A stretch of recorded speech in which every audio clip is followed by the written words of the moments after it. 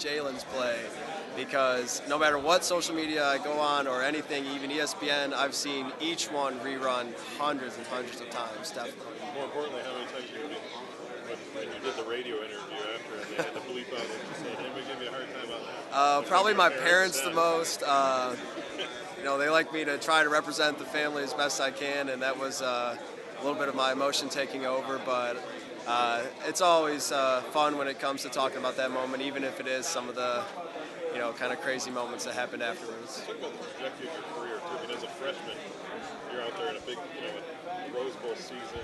Yeah. You have such a good year, and then you have some injuries in there. Right. Are you at the point where you're 100% and you're ready for a senior year? Absolutely. This is the best I've felt in the off season since I was preparing to come to college. I've been more mentally prepared and mentally focused, and got a lot of good training in. Went to a couple camps, and I just feel like it's my senior year, and I know I'm expected to produce at my highest level. Has there been some frustration along the way, and I guess how do you think you've dealt with that? I wouldn't so much say frustration as adversity, as much as adversity. I think you don't always expect or know what you're going to go through or face.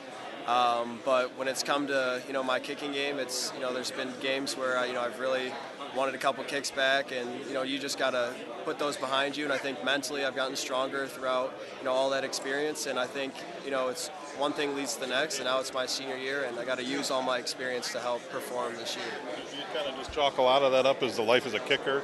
You're going to have your ups and downs. Yeah, I think so. I like to reference the law of averages, but no. After my freshman year, I knew the expectations were going to be extremely high, and I think I have as much faith in myself as I ever have, and I want to obviously make every kick and have the faith of my coach for every kick or any opportunity to kick when the time comes. One more thing, so you're going to have to deal with a new snapper this year. A lot of fans, they don't really pay a whole lot of attention to that unless something goes wrong. How important, how vital is that for you guys to have that comfort level with that guy, whoever it's going to be? Well, yeah, every time I get an opportunity or an interview, I'm always the first to talk up the snapper, because to be honest, if you're a punter or kicker, your job doesn't happen without the snapping and the timing being right. I have the advantage of MSU, the holder. He's in his second year, so I think that only helps the operation. So if there's a mistake on the front end, the holder can erase it, and then hopefully even if the hold's not there, then I can erase that. So there's kind of like a responsibility by each of us. But I think so far the competition through the spring and now in the fall camp, all of the snappers have proved to be viable options, and then one of them's just got to step up and really be the go-to guy. Yeah, no problem. Does it feel like time's flown by for you from your freshman season? It does. Not being redshirted. It really does make the time go faster. A lot of my classmates are still talking about, we got our last year next year, and I'm just like, I'm sorry, guys. Like, I wish I could be here, but I'm, kind of got bumped up a class, if you will, not being redshirted. What's the biggest difference from your freshman season to now, whether it's mentally or physically for you? I think it's just the experience I've had. I think some of the late game situations that I've been a part of are invaluable experiences.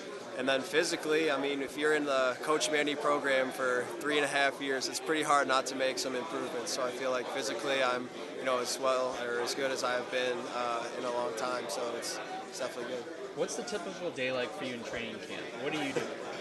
A lot of downtime. Coach D hopefully won't see this. But pretty much consists of waking up ridiculously early, a lot earlier than I have to be up. Then eating, moseying over to practice, doing not much of anything up until field goal period. Then during field goal period, getting really locked in for about 5 minutes. And then after field goal period, just working on any other kicks or anything to make me look busy, so that when Coach D's gaze comes our way to the specialists, we're not just huddled in a circle talking or, God forbid, juggling a football or anything stupid. And then afterwards, getting asked media questions, hopefully. But one more kick, and you'll be 4th all-time on the MSU scoring list. Oh, I didn't know that. Does that even seem possible for you, looking back? Doesn't seem possible. I guess I have the benefit of having kicked I think almost 100 extra points in a season my sophomore year. So or yeah, because we scored like 75 touchdowns, so I guess so 75 extra points. But and then all the field goals I guess contribute too. And to me, it's not really real. I don't know how my career stacks up against previous careers. I try not to do that. I try to just leave my own legacy. So. Thanks, Marty. Yeah.